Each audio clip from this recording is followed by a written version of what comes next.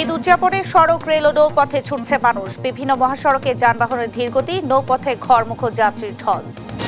সারা দেশে জমজমাট কোরবানির পশুর হাট। ছোট থেকে মাঝারি গরুর চাহিদা বেশি, দাম নিয়ে ক্রেতাদের মিশ্র প্রতিক্রিয়া। বর্তমান পরিস্থিতি অনুযায়ী বড় গরু এবার আমাদের জন্য বেশি হয়ে যাচ্ছে। বেচা কিনা ভালো হয়েছে, আর এবার গরু বেশি আর বেচা কিনা কম।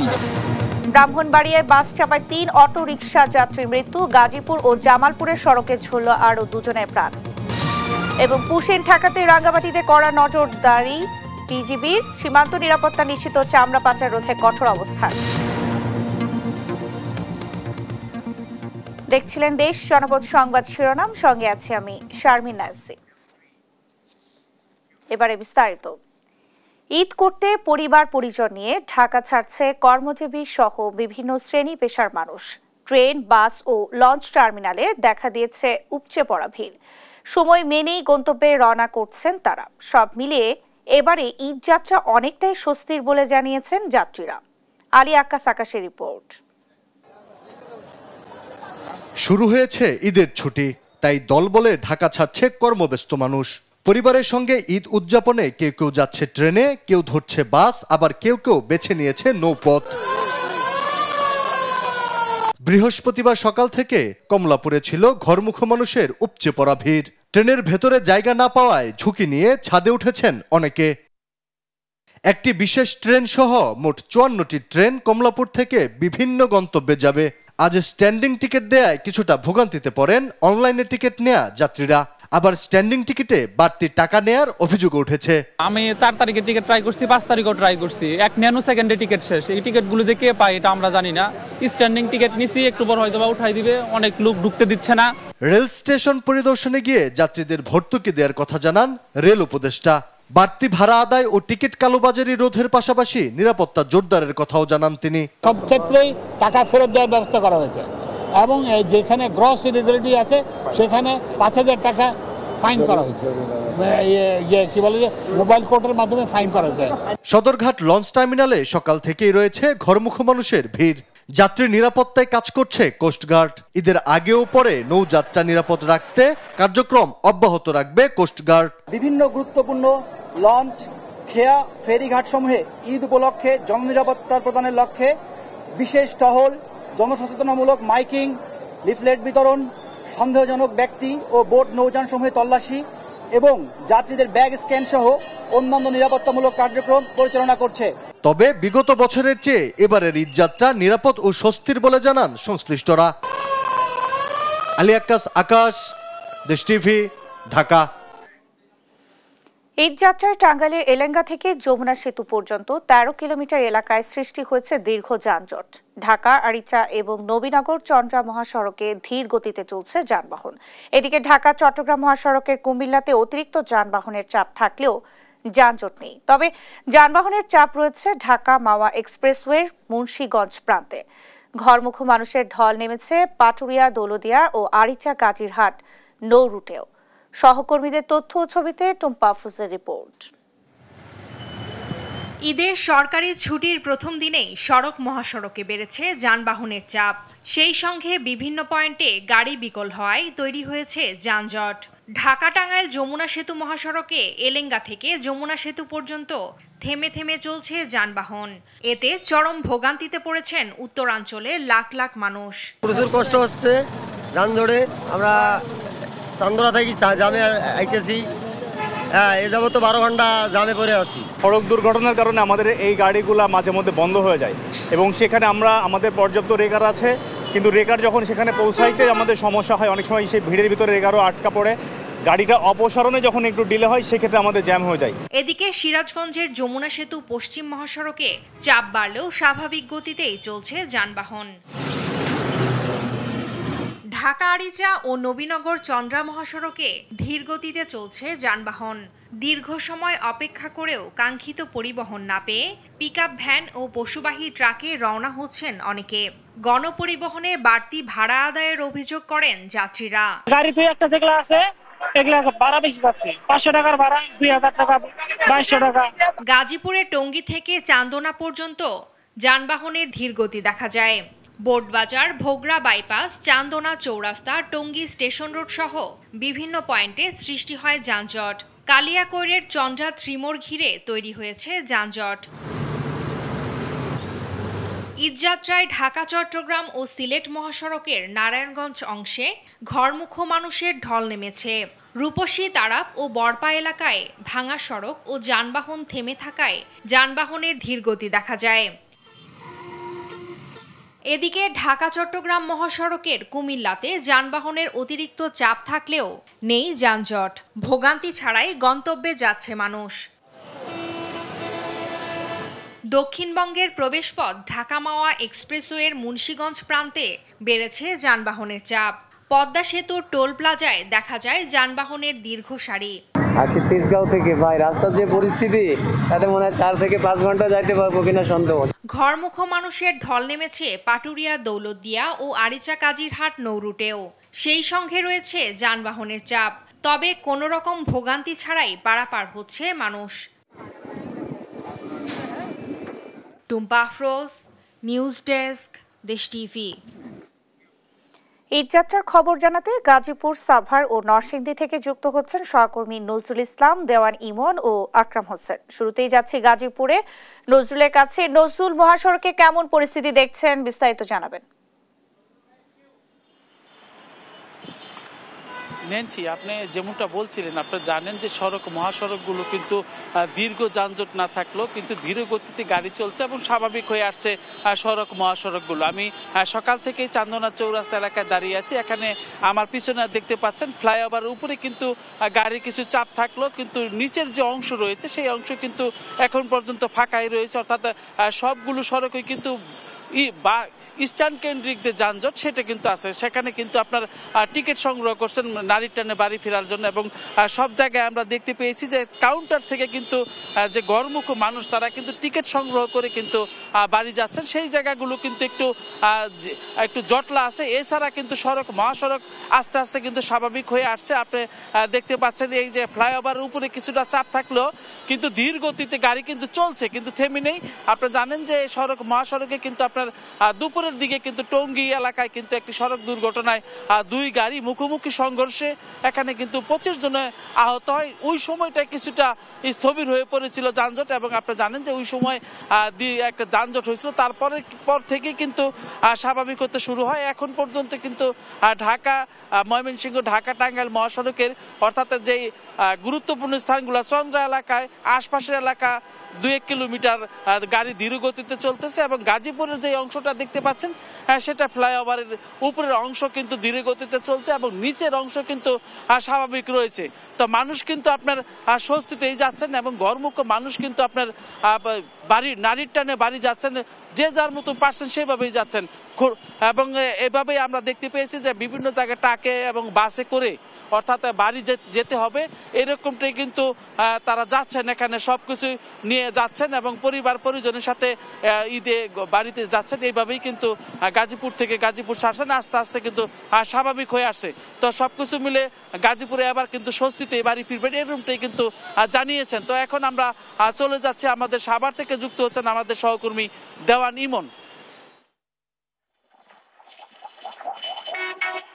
নজরুল, আপনাকে ধন্যবাদ। আমি এই মুহূর্তে রয়েছি সাভারের ঢাকা আরিচা মহাসড়কে এবং আমরা আজকে সকাল থেকে কিন্তু ঢাকা আরিচা এবং নবীনগর চন্দ্রা মহাসড়ক ঘুরেছি এবং যে চিত্রটি দেখেছি সেটি হচ্ছে যে এই 2টি সড়কে কিন্তু কোথাও কোনো যানজটের খবর কিন্তু এখনো পর্যন্ত আমাদের কাছে নেই। তবে কিছু জায়গায়, যেমন এই যে এখন যে চিত্রটি দেখাচ্ছি ঢাকা আরিচা মহাসড়কের রেডিও কলোনি এলাকায়, এমন কিন্তু কয়েকটি স্পটে কিন্তু কিছুক্ষণের জন্য ধীর গতি তৈরি হয়, বাকি সময়টা কিন্তু যানবাহনগুলো কিন্তু স্বাভাবিক গতিতেই চলছে। তবে যেই বিষয়টি নিয়ে এবার যে যারা ঘরমুখো মানুষ রয়েছেন তারা যেটি ভোগান্তি পোহাচ্ছেন সেটি হচ্ছে যে সড়কে কিন্তু যানবাহন ইতিমধ্যে কমে এসেছে। যে সমস্ত গত 2 দিন যে শিল্প কলকারখানাগুলো ছুটি হয়েছে যে সংখ্যক মানুষ এখনো পর্যন্ত সড়কের পাশে অবস্থান করছে বা যারা এই যে নারীর টানে যে গন্তব্যে তারা বাড়িতে ফিরেছেন সেই সমস্ত পরিবহনগুলো কিন্তু এখনো সম্পূর্ণভাবে কিন্তু ঢাকাতে তারা এসে পৌঁছাননি, যে কারণে কিন্তু আমরা সড়কে দেখছি যে আসন সংকট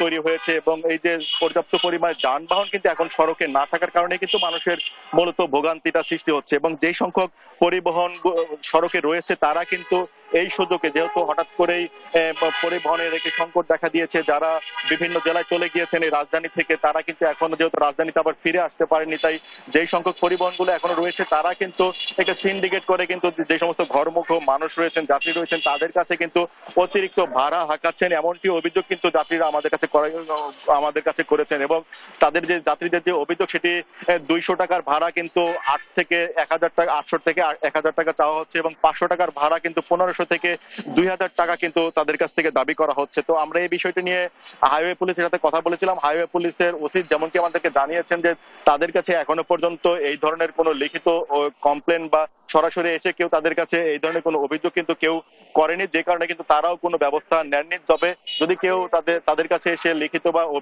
মৌখিকভাবে অভিযোগ করে, তাহলে কিন্তু সুনির্দিষ্টভাবে সেই অভিযোগের বিষয়ে কিন্তু তারা ব্যবস্থা নেবেন বলে জানিয়েছেন। এছাড়া কিন্তু আমরা সকাল থেকে দেখেছি যে হেমায়েতপুর, সাভার, নবীনগর এবং বাইপাইল যে ত্রিমুখী যে মোড়টি রয়েছে, ত্রিমোড়, সেই ত্রিমোড়েও কিন্তু আমরা অবস্থান করেছি। সেখানেও কিন্তু দেখেছি যে হাজার হাজার যাত্রী কিন্তু তারা তাদের যে গন্তব্যে পৌঁছানোর জন্য কিন্তু বিভিন্ন স্ট্যান্ডে এসে কিন্তু তারা অপেক্ষা করছে, কিন্তু তারা কিন্তু যে গন্তব্যে পৌঁছাবেন সেই পরিবহনটি কিন্তু তারা পাচ্ছে না, যে কারণে কিন্তু সড়কে তাদেরকে ঘন্টার পর ঘন্টা কিন্তু সময় ব্যয় করতে হচ্ছে। এর মধ্যে কিন্তু আমরা দেখেছি যে সকাল থেকে কয়েকবার কিন্তু বৃষ্টিতেও কিন্তু কয়েকবার কিন্তু যারা ঘরমুখ মানুষ রয়েছেন তারা কিন্তু ভিজেছেন। এদিকে কিন্তু পুলিশের পাশাপাশি কিন্তু সেনাবাহিনীর সদস্যরাও কিন্তু এই সড়কে দেখেছি যে তারা কিন্তু নিয়োজিত রয়েছেন, যে কারণে কিন্তু এবছর এখনো পর্যন্ত কিন্তু কোনো যানজটের খবর এই সাভারে কিন্তু নেই। তো এই ছিল আমার কাছে সড়ক পরিস্থিতির খবর। এই বিষয়ে আমরা এখন চলে যাব নরসিংদীতে, সেখানে রয়েছেন সহকর্মী আকরাম হোসেন।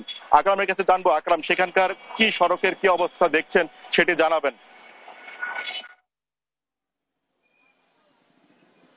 যেমনটা আপনি সাভার থেকে জানাচ্ছিলেন, আমি বর্তমানে রয়েছি নরসিংদীর ভেলেনাগরে। ঢাকা সিলেট মহাসড়কের প্রায় 52 কিলোমিটার পড়েছে নরসিংদীতে। এবং আপনাকে জানিয়ে রাখি যে ঢাকা সিলেট মহাসড়ক 2 লাইনের মহাসড়ক। তবে আমরা যেটা দেখতে পাই যে ঢাকা সিলেট মহাসড়ক সাসেক উন্নয়ন প্রকল্পের মাধ্যমে 6 লাইনের কাজ চলছে, যার কারণে আমরা দেখতে পাই যে রাস্তার পাশেই বিভিন্ন নির্মাণ সামগ্রী এবং নির্মাণ কাজ চলার কারণে অনেক সময় রাস্তার গতি কিছুটা গাড়ির কম হয়ে রয়েছে। এছাড়া আমরা যেটা দেখতে পাই যে ঢাকা সিলেট মহাসড়কের বিভিন্ন জায়গায় বিভিন্ন মোড়ে মোড়ে ফ্লাইওভার এবং ফুটওভার ব্রিজ সহ বিভিন্ন নির্মাণ কাজ চলছে, যার কারণে গাড়ির গতি অনেকটা কমেছে। এবং বিগত কয়েকদিনের যেই বৃষ্টির কারণেও রাস্তার বিভিন্ন জায়গাতে আমরা দেখতে পাই যে বিভিন্ন ছোট ছোট খানাখন্দনে ভরে গেছে। এবং আমরা যেটা কথা বলেছিলাম যে সড়ক বিভাগের প্রকৌশলীর সাথে, তিনি আমাদেরকে জানিয়েছেন যে কুইক রেসপন্স টিমের মাধ্যমে তারা ঢাকা সিলেট মহাসড়কের যেই ছোট ছোট যে গর্ত সৃষ্টি হয়েছে তা ঠিক করার চেষ্টা করছে। আর আমরা কথা বলেছিলাম ঢাকা সিলেট মহাসড়কের গাড়ি চালকদের সাথে, তারা আমাদেরকে জানিয়েছেন যে রাস্তায় যে থাকা 3 হুইলার যে গাড়ি, রিক্সা, অটো রিক্সা এবং সিএনজির কারণে তাদের গতি অনেকটা কম। এবং আমরা আজকে যেটা দেখতে পাই বিগত কয়েকদিনের তুলনায় রাস্তায় গাড়ির চাপ অনেক বেশি। এবং আমরা কথা বলেছি যাত্রীদের সাথে, যাত্রীরা আমাদের জানিয়েছেন যে তারা ভাড়া নিয়ে তেমন কোনো অভিযোগ করেনি।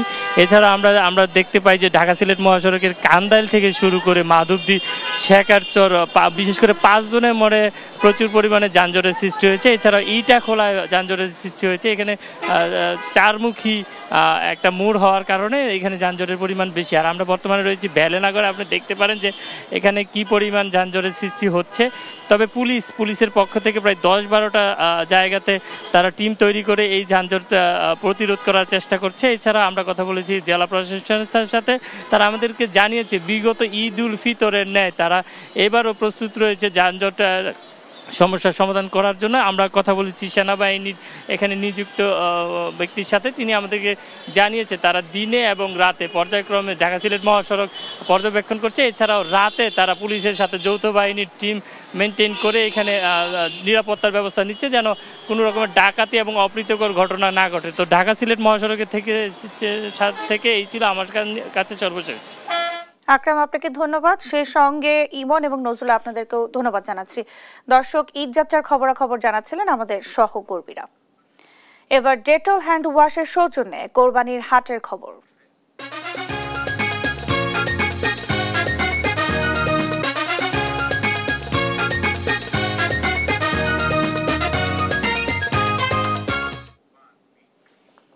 সারা দেশে জমজমাট কোরবানি পশুর হাট। ক্রেতা বিক্রেতাদের হাক ডাকে জমজমাট বাজার। সবচেয়ে বেশি চাহিদা ছোট ও মাঝারি গরুর, তবে দাম নিয়ে বিভিন্ন স্থানে রয়েছে মিশ্র প্রতিক্রিয়া।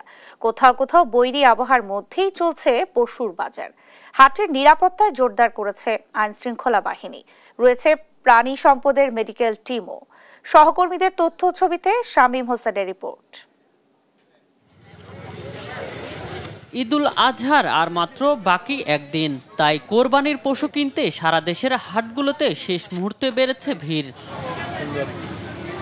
কক্সবাজার পৌরসভার একমাত্র পশুর হাটে জেলার বিভিন্ন প্রান্ত থেকে তুলেছেন বিভিন্ন ওজনের পশু। হাটে স্থানীয় ক্রেতার পাশাপাশি ভিড় করছেন দূর দূরান্তের পাইকাররাও। ছোট ও মাঝারি গরুর চাহিদা বেশি থাকায় দাম নিয়ে রয়েছে মিশ্র প্রতিক্রিয়া। এইবারের গরুর বাজারটি অত্যন্ত সুন্দরভাবে সাজিয়েছি। আমাদের নিরাপত্তা বেষ্টনী পরিষ্কার পরিচ্ছন্নতার দিকে আমরা অত্যন্ত নজরদারিতে রেখেছি। পাশাপাশি ক্রেতা বিক্রেতাদের হাসিলের ব্যাপারে আমরা অত্যন্ত সচেতন ভাবে তাদের সাধ্যের মধ্যে রেখেছি। অনেক গরু উঠছে, ইনশাআল্লাহ আমার মনে হয় সব গরু সেল হয়ে যাবে, অনেক ক্রেতা দেখা যাচ্ছে।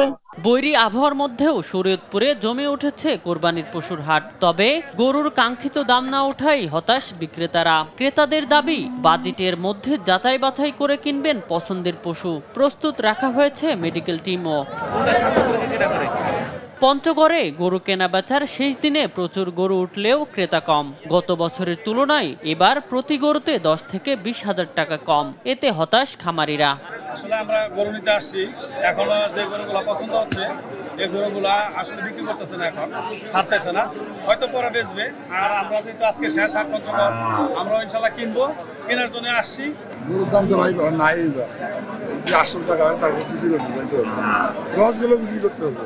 প্রতিটি হাটে নেওয়া হয়েছে পুলিশের কঠোর নিরাপত্তা ব্যবস্থা। পশুরহাট কেন্দ্রিক যাতে কোনো ধরনের অপরাধ সংঘটিত না হয়, এই জন্য আমাদের সাদা পোশাকে এবং পুলিশি পোশাকে হাটগুলোতে নিরাপত্তার ব্যবস্থা থাকবে। এর বাইরে যাতে কোনো ধরনের জাল টাক্কার ওখানে বিস্তার না ঘটে, সেই জন্য আমরা ওখানে কাজ করব এবং একই সাথে জাল টাকা শনাক্তের জন্য আমাদের যে মেশিন সেটা আমরা ওখানে সরবরাহ করব। ঈদুল আজহা সামনে রেখে নোয়াখালীর বিভিন্ন এলাকায় জমে উঠেছে কোরবানির পশুর হাট। হাট জুড়ে উঠেছে গরু, মহিষ, ছাগল ও ভেড়া। দর কষাকষি করে ক্রেতারা সাধ্যের মধ্যে বেছে নিচ্ছেন পছন্দের পশু। শামীম হোসেন, নিউজ ডেস্ক, দেশ টিভি। শেষ সময়ের কোরবানি পশুর হাটের পরিস্থিতি জানাতে চাঁদপুর থেকে শরীফ আহমেদের সঙ্গে আমরা যুক্ত হচ্ছি। শরীফ, কেমন দেখছেন কোরবানির পশুর হাটের পরিস্থিতি বা বেচাকেনা কেমন চলছে, বিস্তারিত জানাবেন। আপনি জানেন আর মাত্র একদিন বাকি ঈদুল আজহার। এই ঈদুল আজহাকে কেন্দ্র করে কিন্তু শেষ মুহূর্তে জমে উঠেছে চাঁদপুরের কোরবানির হাট। এ জেলায় এবছর 2 শতাধিক গরুর হাট বসেছে। আমরা সকাল থেকে হাটগুলো ঘুরে দেখেছি, এখানে ক্রেতা বিক্রেতাদের উপস্থিতিতে মুখরিত হয়ে উঠেছে এই কোরবানির হাট। চাঁদপুরে আমরা যেটি লক্ষ্য করেছি, এখানে কিন্তু মাঝারি এবং ছোট ধরনের গরুর কিন্তু ব্যাপক চাহিদা রয়েছে।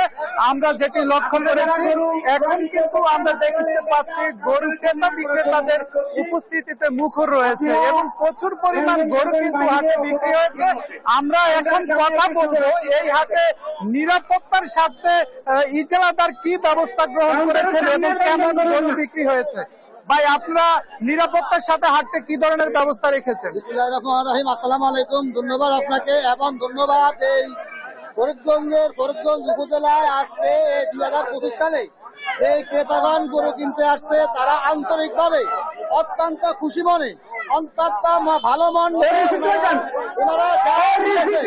আমরা জাকিরা নাটকে ইজারাদারের কারণে আজকে ওনার নির্দেশনা হয়েছে, আমরা কোনো ক্রেতার থেকে করে আমরা টাকা নেই নাই, জুলুম করে এবং বিনিময় যা দিয়েছে, কেউ 1000 দিয়েছে, কেউ 1500 দিয়েছে। 6 লক্ষ টাকার গরু আমরা অনেক সময় 1000 টাকা নিয়েছি। আপনারা কি পরিমাণ গরু বিক্রি করেছেন? আমরা কি পরিমাণ গরু বিক্রি করেছি এখন আসলে আমরা বলতে পারি না, তাহলে কিছুক্ষণ পরে হয়তো বুঝতে পারবো যে কত টাকার গরু আমরা বিক্রি করছি। তবে আনুমানিক হয়তো 500 টাকা গরু আমরা আনুমানিকভাবে সম্ভাবনা আছে? জি, আসলে শুনতে পাচ্ছিলেন এখানে যিনি হাট ইজারাদারের পক্ষে কথা বলেছিলেন, এখানে আমি দেশের বিভিন্ন জায়গা থেকে মৌসুমী ব্যবসায়ীরা গরু নিয়ে এসেছেন এবং এখানে যারা এলাকার প্রান্তিক খামারি রয়েছেন তারা গরু নিয়ে এসেছেন। আমি তাদের সাথে কথা বলেছি, ক্রেতারা বলছেন দাম কিছুটা কম থাকায় কিন্তু তারা স্বাচ্ছন্দ্যে গরু ক্রয় করতে পারছেন। অপরদিকে বিক্রেতারা যারা রয়েছেন মৌসুমী ব্যবসায়ীরা তারা বলেছেন যে এবছর তারা কিন্তু লোকসানের মুখে পড়বেন। তো চাঁদপুরে আসলে শেষ মুহূর্তে জমে উঠেছে কোরবানি পশুর বেচা কেনা। তো এই ছিল চাঁদপুরের পশুর হাট থেকে আমার কাছে সবশেষ। শামীম, আপনাকে ধন্যবাদ। দর্শক, এবারে আমরা যাব খুলনায়, সেখানে আছেন আমাদের সহকর্মী নূর ইসলাম রকি। রকি, কেমন দেখছেন কোরবানির পশুর হাটের পরিস্থিতি? সেখানকার বেচাকেনা কেমন আর সেখানকার ক্রেতারা কি বলছেন, বিস্তারিত জানাবেন। খুলনায় কিন্তু শেষ মুহূর্তে যে পশুর হাট, এই পশুর হাট কিন্তু বেশ জমজমাট হয়ে পড়ছে। আমরা দেখতে পাচ্ছি যে ক্রেতারা কিন্তু তাদের যে কোরবানির পশুর হাটের এসেছে তাদের পছন্দের কোরবানি পশু কিনতে, এবং আপনারা দর্শক দেখতে পাচ্ছেন যে এই মুহূর্তে কিন্তু দেশীয় যে কোরবানি পশু আছে এর চাহিদা কিন্তু আসলে বেড়ে গেছে, যার কারণে ক্রেতাদের কিন্তু প্রথমে লক্ষ্য হচ্ছে যে দেশীয় গরু নেওয়া। তবে খুলনার যে নগরীর একমাত্র যে পশুর হাটটি আছে খুলনা সিটি কর্পোরেশনের নিয়ন্ত্রণাধীন নগরীর জোড়াঘাটে, সেখানে কিন্তু আমরা দেখতে পেয়েছি যে দেশীয় পশুর হাটের তুলনায় কিন্তু জার্সি বা বিদেশি বিভিন্ন জাতের গরুরও আসলে বেশ যোগান আছে। পাশাপাশি কিন্তু আমরা দেখতে পেয়েছি ভেড়া, ছাগল এবং এমনকি যে দুম্বাও কিন্তু খুলনা জোড়াঘাট পশুর হাটে উঠেছে। তবে ক্রেতারা যেটা বলছে যে খুলনার যে পশুর হাটটি আছে এই পশুর হাটের দাম কিন্তু অনেক বেশি, পাশাপাশি এখানকার যে হাসিল, এই হাসিলের পরিমাণটাও বেশি, যার কারণে কিন্তু ক্রেতারা এই হাট থেকে কিন্তু পার্শ্ববর্তী উপজেলা বা বিভিন্ন খামারে কিন্তু আসলে ঝুঁকে যাচ্ছে। আর বিক্রেতা যেটা বলছে যে গতবারের তুলনায় কিন্তু এই বছর কিন্তু কোরবানির পশুর যে চাহিদা কিন্তু বেশ ভালো, এবং তারা কিন্তু পর্যাপ্ত পরিমাণ যোগান নিয়েই কিন্তু আসলে এই হাটগুলোতে এসেছে। তবে ক্রেতাদের চাহিদা অনুযায়ী কিন্তু আসলে দামে বিক্রেতাদের সাথে মিলছে না, যার কারণেই কিন্তু যেটা দেখা যাচ্ছে যে প্রচন্ড পরিমাণ ক্রেতার উপস্থিতি থাকলেও সেই পরিমাণে কিন্তু আসলে পশুদের বিক্রি কিন্তু হচ্ছে না। ক্রেতাদের যে অভিযোগ সেটা হচ্ছে যে অন্যান্য হাটের তুলনায় এখানে যে দেশি বা বিদেশি যে কোরবানি পশু আছে এর কিন্তু দাম অনেক বেশি, এবং দামের পাশাপাশি কিন্তু হাসিলের পরিমাণটা অনেক বেশি, যার কারণেই কিন্তু বেশ অখুশি। এর বাইরে একটু আমি বলে রাখি যে খুলনার যে পার্শ্ববর্তী যে হাটগুলো আছে এই হাটগুলোতেও কিন্তু ক্রেতা বিক্রেতাদের বেশ চাহিদা আছে। তো খুলনার কোরবানি থেকে এটা ছিল আমার কাছে সর্বশেষ সংবাদ। রকি, আপনাকে ধন্যবাদ। দর্শক, খুলনা থেকে আমাদের সঙ্গে যুক্ত হয়েছিলেন সহকর্মী নূর ইসলাম রকি এবং চাঁদপুর থেকে যুক্ত হয়েছিলেন সহকর্মী শরীফ আহমেদ। দেখছেন দেশ জনপদ সংবাদ। কিশোরগঞ্জের ঐতিহ্যবাহী শোলাকিয়ায় চলছে ঈদ জামাতের শেষ মুহূর্তের প্রস্তুতি। সকাল ৯টায় শুরু হবে জামাত। ইমামতি করবেন মুফতি আবুল খায়ের মোহাম্মদ সাইফুল্লাহ। সহকর্মী তোফায়েল আহমেদের তথ্য ছবিতে আরো জানাচ্ছেন শামীম হোসেন। ঈদের জামাত আয়োজনের তোড়জোড় চলছে ঐতিহ্যবাহী শোলাকিয়া ঈদগাহ মাঠে। জেলা প্রশাসনের নেতৃত্বে ঈদগাহ পরিচালনা কমিটি, জেলা পুলিশ ও পৌর কর্তৃপক্ষ ঈদ জামাত সফল করতে দিনরাত কাজ করে যাচ্ছে। ঈদুল ফিতরের যে নামাজ এটারই আমাদের লোকজন বেশি হয়, আর ঈদুল আজহাতের নামাজে লোকজন একটু কম হয়। স্থানীয়ভাবে যারা মসজিদে পড়ে বেলা ছোটখাটো মাঠে দূর দূরের মানুষ এখানে কম আসে। এখানে অন্য যে আশেপাশে ঈদগাহ মাঠ গুলো আছে সারা বাংলাদেশ বলেন, এর মধ্যে সব থেকে বৃহৎ এবং সব থেকে বড় জামাত অনুষ্ঠিত হয়। এত করে দেওয়া যায় আমাদের নিজস্ব যে এলাকাগুলো সাইডবোর্ড এলাকাগুলো আছে এগুলো ছাড়া আশপাশের বিভিন্ন এলাকার থেকে মানুষ এখানে বড় জামাতের মধ্যে অংশগ্রহণ করবে, একটা আনন্দ পায়। ঐতিহ্যবাহী মাঠ শোলাকিয়া মাঠ সকলের পরিচিত, সুতরাং এখানে যারা আশপাশে আছেন সবাই এখানে জামাত করার চেষ্টা করবেন। মাঠের দাগ কাটা, বালু ফেলা, দেয়ালে রং করা সহ যাবতীয় কাজ প্রায় শেষের পথে। ঈদ জামাতের সময় মাঠ ও আশেপাশে মোতায়েন থাকবে সেনাবাহিনী, বিজিবি, পুলিশ, র্যাব ও আনসার বাহিনীর সদস্যরা। পাশাপাশি মাঠে সাদা পোশাকে নজরদারি করবে বিভিন্ন গোয়েন্দা সংস্থার সদস্যরা। এছাড়াও পুরো ঈদগাহ মাঠ থাকবে সিসি ক্যামেরার আওতায়। এই এলাকার সার্বিক নিরাপত্তার জন্য আমরা একসাথে র্যাব, বিজিবি, সেনাবাহিনী, জেলা প্রশাসন মিলে একসাথে কাজ করছি। যে কোনো ধরনের কোনো অড সিচুয়েশন উদ্ভব হইলে বা যে কোনো সিচুয়েশন আমাদের ফেস করার জন্য আমাদের স্ট্রাইকিং ও রিজার্ভ ফোর্স মোতায়েন থাকছে। ঈদ জামাতে আসা মুসল্লিরা শুধু জায়নামাজ ও মোবাইল ফোন ছাড়া অন্য কিছু নিয়ে প্রবেশ করতে পারবেন না বলে জানান জেলা প্রশাসক। এছাড়া দূর দূরান্তের মুসল্লিদের যাতায়াতের জন্য শোলাকিয়া স্পেশাল নামে 2টি বিশেষ ট্রেনের ব্যবস্থাও করেছে রেল কর্তৃপক্ষ। ঈদ উপলক্ষে বাংলাদেশ রেলওয়ে শোলাকিয়া এক্সপ্রেস নামে 2টি বিশেষ ট্রেনের ব্যবস্থা রেখেছে ঈদের দিন, যাতে কিশোরগঞ্জের বাইরের যে মুসল্লিরা এই ঈদ জামাতে অংশগ্রহণ করবেন, শামিল হবেন, তারা যাতে নিরাপদে আসতে পারেন। জনশ্রুতি রয়েছে 1828 সালে এই মাঠে ঈদের জামাতে 1.25 লাখ মুসল্লি একসঙ্গে নামাজ আদায় করেছিলেন। সেই থেকে এই মাঠের নাম হয় শোলাকিয়া, যা এখন শোলাকিয়া নামেই পরিচিত। এবারও বিপুল সংখ্যক মুসল্লি একসঙ্গে নামাজ আদায় করবেন বলে প্রত্যাশা স্থানীয়দের। নিউজ ডেস্ক, দেশ টিভি। পুশিন ঠেকাতে রাঙ্গামাটি সীমান্তে কড়া নজরদারি ও টহল বাড়িয়েছে বিজিবি। বৃহস্পতিবার সকালে জেলার লংদু রাজনগর বিজিবি দপ্তরে এক সংবাদ সম্মেলনে এই কথা জানিয়েছেন 37 বিজিবি রাজনগর জোনের commander lieutenant colonel Nahid Hasan. তিনি বলেন, কোরবানির ঈদকে কেন্দ্র করে গরু চোরাচালান এবং চামড়া পাচার রোধে বিজিবি কঠোর অবস্থানে রয়েছে।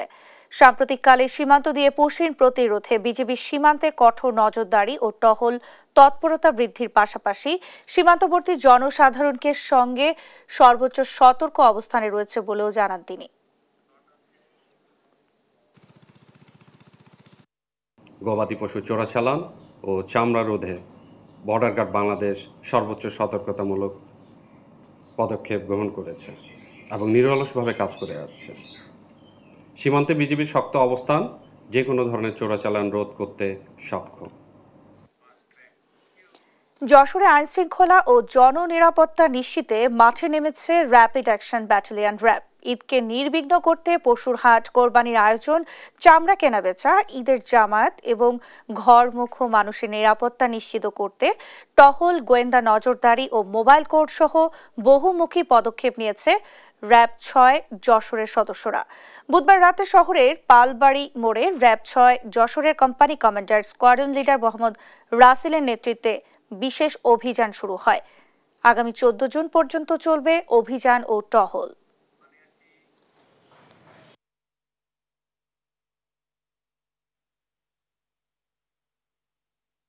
আমরা বিশেষ করে এইভাবেই টহলটা পরিচালনা করছি এবং চেকপোস্ট করছি, যাতে করে আমরা সন্দেহভাজন ব্যক্তিদেরকে জিজ্ঞাসাবাদের মাধ্যমে আমরা যেন আমাদের সাধারণ নাগরিকদের নিরাপত্তার বিষয়টি নিশ্চিত করতে পারি।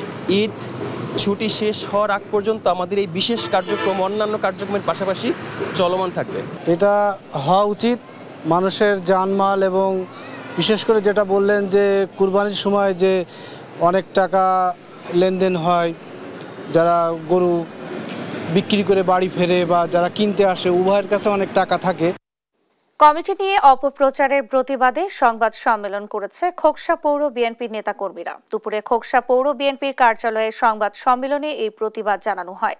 এ সময় পৌর বিএনপির নেতাকর্মীরা বলেন, সাবেক সংসদ সদস্য সৈয়দ মেহেদি আহমেদ রুমি ও বিএনপি নেতা সৈয়দ আমজাদ আলী, আনিসুজ্জামান স্বপন বিভিন্ন সময় পৌর বিএনপি কমিটি নিয়ে মনগড়া বক্তব্য দিচ্ছেন এবং বর্তমান কমিটিকে বাদ দিয়ে আগের পৌর কমিটির নেতৃবৃন্দদের নিয়ে বিভিন্ন প্রোগ্রাম করছেন। তারা এই প্রতিবাদ সহ কেন্দ্রীয় নেতৃবৃন্দের কাছে ব্যবস্থা নেওয়ার দাবি জানান। এ সময় খোকসা থানা বিএনপির আহ্বায়ক আলাউদ্দিন খান ও পৌর বিএনপির সভাপতি মুন্সি রশিদ রেজা বাজুস সহ বিভিন্ন নেতাকর্মীরা উপস্থিত ছিলেন।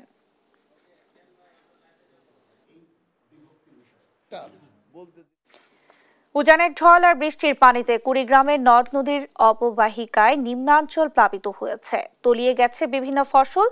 বিস্তারিত জানাতে এই মুহূর্তে সরাসরি যুক্ত হচ্ছেন সহকর্মী জুয়েল রানা। জুয়েল, কি পরিমাণ ফসলের ক্ষয়ক্ষতি হয়েছে জানাবেন? ন্যান্সি, আপনি যেমনটি বলছিলেন, কুড়িগ্রামের যে নদ নদীর পানি বৃদ্ধির ফলে কিন্তু নদ নদীর তীরবর্তী এলাকার যে নিম্নাঞ্চল রয়েছে সেই নিম্নাঞ্চলে কিন্তু প্লাবিত হয়েছে, যার ফলে কিন্তু নিম্নাঞ্চলের যে ফসল, বিভিন্ন ফসল, সেগুলো কিন্তু পানিতে তলিয়ে গেছে। বিশেষ করে পটল, বাদাম, তিল, কাউন এবং এগুলো কিন্তু আসলে তলিয়ে গেছে, যার ফলে কিন্তু সেখানকার যারা কৃষক রয়েছে তারা কিন্তু অনেকটা হতাশ রয়েছে।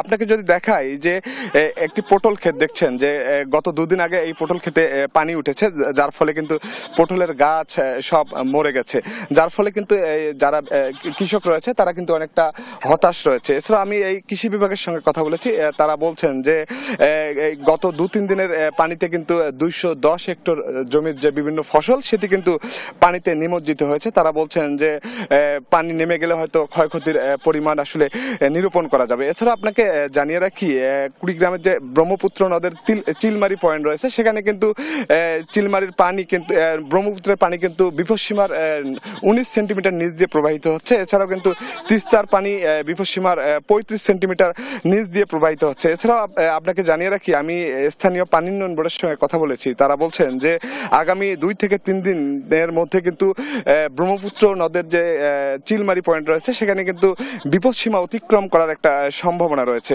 এছাড়াও আপনাকে জানিয়ে রাখি, এই নদ নদীর পানি বৃদ্ধির ফলে কিন্তু রৌমারী উপজেলার ঘুঘুমারি এবং শুকেরবাতি এবং উলিপুরের বেগমগঞ্জ এবং সদরের যে যাত্রাপুর ইউনিয়ন রয়েছে সেখানে কিন্তু তীব্র নদী ভাঙন দেখা দিয়েছে, যার ফলে কিন্তু নদী পাড়ের যে মানুষজন রয়েছে তারা কিন্তু অনেকটা দুশ্চিন্তায় পড়েছে। এছাড়াও আমি এই বিষয়ে পানি উন্নয়ন বোর্ডের সঙ্গে কথা বলেছি, তারা বলছেন যে তাদের এই ভাঙন কবলিত বেশ কিছু এলাকায় কিন্তু তাদের যে জরুরি ভিত্তিতে যে বালু ভর্তি জিও ব্যাগ সেটি কিন্তু ফেলছেন। এছাড়াও তারা বলছেন যে নতুন করে যে সমস্ত এলাকায় ভাঙছে যার ফলে তারা অনুমতি না পাওয়ার কারণে কিন্তু সেখানে আসলে কাজ করতে পারছেন না। এছাড়াও সবচেয়ে যেটা এই মুহূর্তে সমস্যা হয়েছে, এই ভাঙনের পাশাপাশি কিন্তু যে বিভিন্ন ফসল কৃষকের সেটি কিন্তু পানিতে নিমজ্জিত হয়েছে, যার কারণে কিন্তু অনেক কৃষক এখানকার যারা অনেকটা দুশ্চিন্তায় পড়েছে। তারা এই যে সামনে যেহেতু 1-2 দিন পরে ঈদ, এই ঈদের আমি কথা বলেছি অনেক কৃষক এবং ভাঙন কবলিত মানুষ বলছেন যে তাদের যে ঈদের খুশি সেটি কিন্তু তাদের মাঝ থেকে হারিয়ে গেছে। নেন্সি। জুয়েল, আপনাকে ধন্যবাদ। দর্শক, কুড়িগ্রাম থেকে আমাদের সঙ্গে যুক্ত হয়েছিলেন সহকর্মী জুয়েল রানা। এই ছিল এখনকার দেশ জনপদ সংবাদ। পরের বুলেটিন দেখার আমন্ত্রণ রইল। ধন্যবাদ সবাইকে।